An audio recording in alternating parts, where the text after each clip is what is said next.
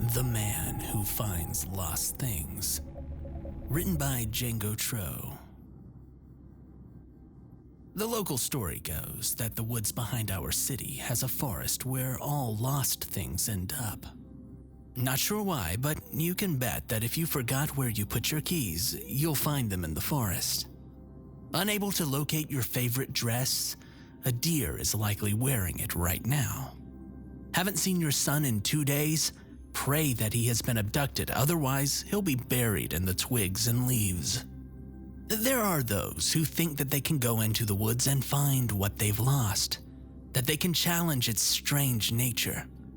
But more than usual, they become lost themselves. When I was 10 and still naive, my dog Crayon, named so because he was brown like a crayon, went missing. My parents told me that he had run off to live in the forest with the wolves. I know now that in reality he was hit by a car and my parents didn't want to tell me. But in their lying, they had convinced me to go into that awful forest and try to find him. I knew not to go in. My parents had told me that much. So I stayed at the edge of the woods and whistled, hoping that he would hear me. I walked the edge of the woods for ages until I finally heard a nearby rustling of the leaves. Excited, I began calling his name and crying about how happy I was to see him again. But when I got to the source of the noise, I found no dog. What stood there instead was almost a man. I say almost a man loosely.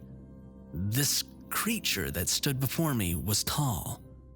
Perhaps he's only tall in my memory, since I was still young and very small, but I believe that he would still tower over me today. The creature was thin and lanky, malnourished, I would say now. It seemed almost as though the creature itself was lost in these woods, unable to find any food to sustain itself. Its head is nearly impossible to describe. Not due to a lack of words, but due to a lack of description. I saw pieces of deer and man mixed into one, but a sort of shadow covering the whole of it, making it impossible to fully understand or remember. It stood there in the brush as I scanned it, trying to understand what it was or wanted. That is, until my eyes reached its head, and it spoke. "Why do you walk in the forest, child? Do you not know of its danger?" I was afraid to speak to it, yet I felt compelled to as well. I told it of my dog Crayon and of my parents' story. "Ah, then you have lost him." I nodded.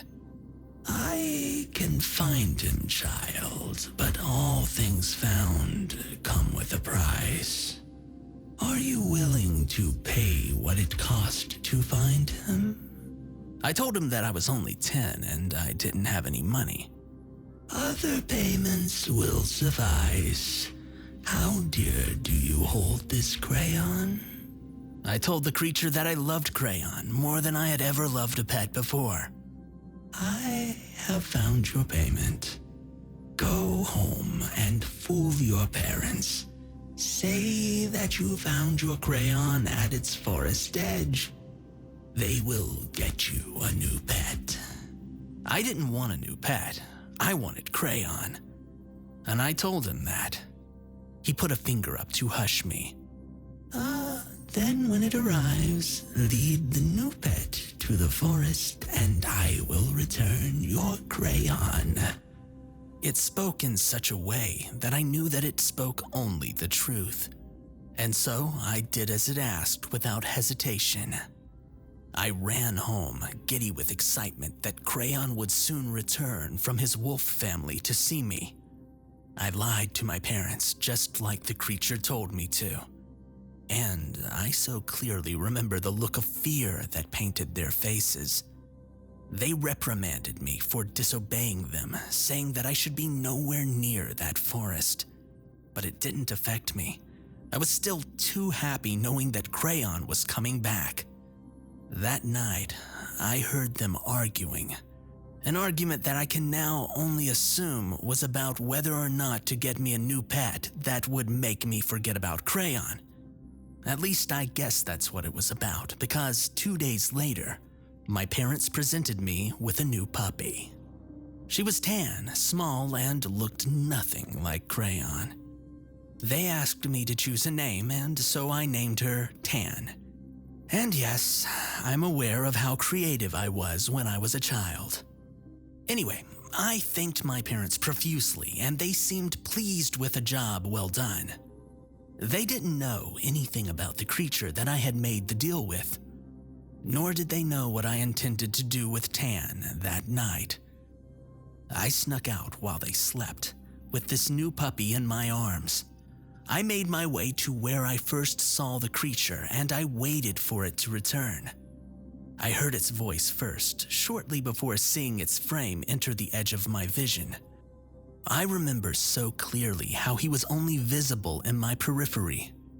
"Is this the payment?" it said. I nodded, letting the dog down at the edge of the shrubs.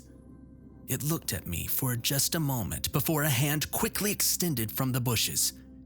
Its fingers long and broken, its skin tight and pale. The hand gripped the puppy so tightly that I thought that it might pop, and then it dragged the whining dog into the forest. "Crayon will come back to you. Return to your home," the creature croaked. As I left, a smile spread across my face. I remember faintly hearing the harsh sound of crunches and snaps, mixed with wet tearings of meat. When I got back home, my parents asked me where the new dog had gone. I lied and I said that when I was walking him, he had broken off the leash and run into the forest. My parents asked if I had followed him.